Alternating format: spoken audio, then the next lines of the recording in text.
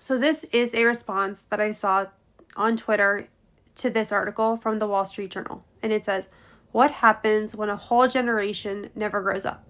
As American 30-somethings increasingly bypass the traditional milestones of adulthood, economists are warning that what seems like a lag may in fact be a permanent state of arrested development.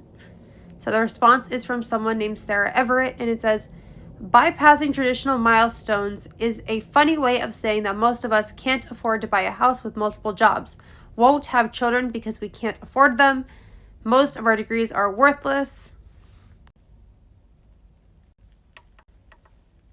So this is a Twitter response I wanted to highlight in response to this article, and it says, what happens when a whole generation never grows up?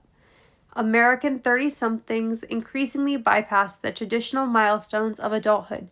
Economists are warning that what seemed like a lag may in fact be a permanent state of arrested development.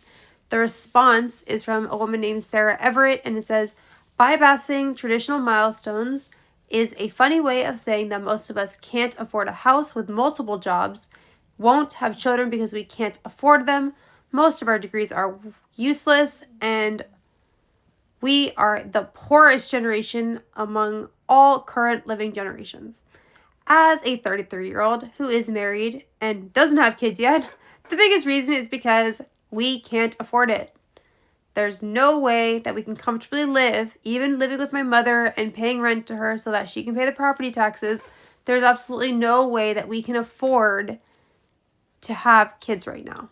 Like, we both work full-time jobs in the San Francisco Bay Area. We can't afford it. There's just not a way to do so. People who do it, I salute you. We can't right now. And that is terrible. I thought by now I'd have at least 2 kids and then I'd be done. I don't see that happening. We have student loan debt that we are paying off.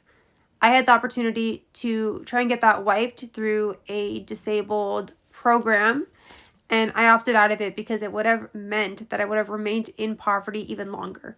So I'm doing my bit. I don't know about anyone else, but every millennial I know is working their butt off. And the one millennial who actually has successfully bought a house in our friend group isn't married, has no prospect of having kids anytime soon, but he owns a house.